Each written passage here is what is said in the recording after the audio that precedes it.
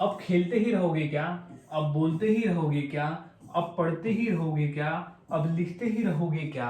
So welcome back to my English class guys. और आज की इस क्लास में मैं इस तरह के वाक्य को इंग्लिश में बनाना सिखाने वाला हूं, जहां हम कहते हैं ना किसी कर्ता से कि किसी कार्य को करते ही रहोगे क्या, यानी हम यहाँ बोल रहे हैं कि खेलते ही रहोगे क्या, बोलते ही रहोगे क्या, पढ़ते ही रहोगे क्या, लिखते ही रहोगे क्या, यानी किसी कार्य को करते ही रहोगे क्या।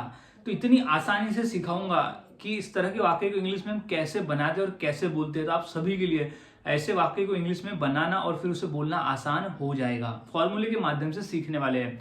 और हाँ गाइज, मैंने ऐसे ही 300 इंग्लिश सेंटेंस फॉर्मूला भी तैयार किया है, जिसके आधार पर आप आसानी से ऐसे 300 वाक्यों की इंग्लिश सीख सकते हो, जो हम अपने रोजाना की हिंदी के बोलचाल में बोलते हैं, जहां आपको 150 रुपीज में ये मिल जाएगा। और हर फॉर्मूला जो है वो एग्जाम्पल के साथ में दिया गया है। सो गाइज, अब सीख लेते हैं कि इस तरह के वाक्य को हम इंग्लिश में कैसे बनाते और बोलते हैं। तो सबसे पहले हमें समझ लेना होगा फॉर्मूले को, क्यों, कौन सा फॉर्मूला है जिसके आधार पर हम इस तरह के वाक्य को इंग्लिश में बनाते हैं।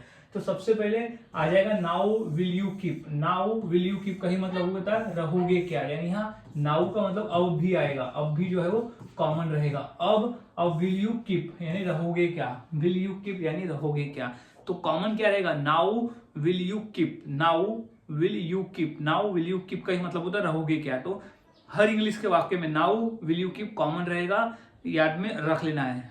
और फिर प्लस आईएनजी। अब यहाँ क्रिया का आईएनजी फॉर्म आ जाएगा, क्रिया को हम आईएनजी फॉर्म में यहाँ लिख देंगे कि कौन सी क्रिया को करते ही रहोगे क्या, ये हमें बोलना है आगे वाले से। तो क्या हम उसको आईएनजी फॉर्म में लिख देंगे, सिचुएशन के हिसाब से बदलेगा, कुछ भी हो सकता है। ऑब्जेक्ट में फिर क्वेश्चन मार्क।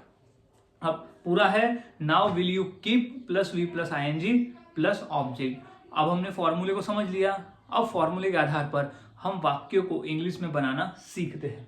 तो सबसे पहला वाक्य है, अब खेलते ही रहोगे क्या। अब खेलते ही रहोगे क्या, तो इंग्लिश क्या हो जाएगी। सबसे पहले तो ये वाक्य हमें लिख देना है कि now now will you keep, now will you keep यानी नाउ विल यू कीप। अब क्या करते रहोगे, खेलते ही। तो क्या आ जाएगा, क्रिया का आईएनजी फॉर्म, तो प्ले का आईएनजी फॉर्म आ जाएगा प्लेइंग। क्या हो जाएगा, now will you keep playing, खेलते ही रहोगे क्या, खेलते ही रहोगे क्या।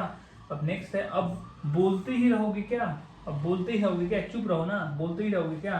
तो इंग्लिश क्या हो जाएगी, now will you, now will you keep, now will you keep. बोलना को इंग्लिश में कहते हैं स्पीक, तो आईएनजी फॉर्म हो जाएगा speaking. Now will you keep speaking यानी बोलते ही रहोगे क्या। तो गाइज, इस तरह से वाक्य बनाए जाते हैं और बोले जाते हैं, बहुत आसान है। फॉर्मूले को याद में रखना होता है, फॉर्मूले अगर आप याद में रखते हो तो आसानी से वाक्य को सीख जाते हो।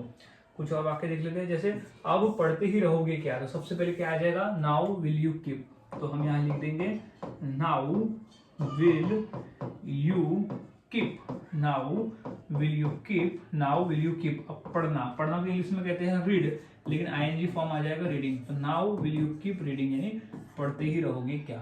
अब नेक्स्ट है, अब लिखते ही रहोगे क्या।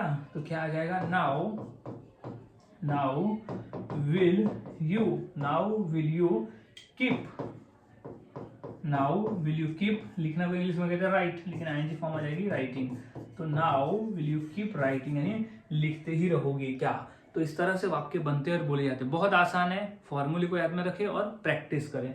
कुछ और वाक्य देख लेते हैं, जैसे अब चलते ही रहोगे क्या। तो क्या आ जाएगा, सबसे पहले नाउ विल यू कीप। तो यहाँ हम लिख देंगे now will you keep, now will you keep, now will you keep. चलना को इंग्लिश में कहते हैं वॉक, तो walking, now will you walking यानी चलते ही रहोगे क्या। अब नेक्स्ट है, अब हंसते ही रहोगे क्या। तो इंग्लिश क्या हो जाएगी, now will you keep, now will you keep क्या, हंसना को इंग्लिश में कहते हैं लाफ, तो आईएनजी फॉर्म आ जाएगा लाफिंग। तो now will you keep laughing यानी हंसते ही रहोगे क्या। तो इस तरह से वाक्य बनाए जाते हैं और बोले जाते हैं, बहुत आसान है। बस हमें फॉर्मूले को याद में रखना होता है। फॉर्मूले अगर आप याद में रखते हो तो आसानी से ऐसे वाक्य को बनाना सीख जाते हो। तो इसी फॉर्मूले के आधार पर दो वाक्य देता हूँ, जैसे अब रोते ही रहोगे क्या और अब देखते ही रहोगे क्या। तो ये दो वाक्य की इंग्लिश क्या होगी इस फॉर्मूले के आधार पर मुझे कमेंट सेक्शन में जरूर बताएं। और वाक्यों की प्रैक्टिस करते रहे, आप जितना अधिक प्रैक्टिस करते हो उतना आसान होता है और उतने ही आसानी से आप वाक्य को इंग्लिश में बनाना सीख जाते हो और बोलना शुरू कर देते हो। सो गाइज, मिलता हूँ ऐसे ही और नए फॉर्मूले के साथ अगली वीडियो में। तब तक के लिए चैनल के साथ बने रहे, वीडियोस को देखते रहे और इसी तरह से रोजाना प्रैक्टिस करते रहे।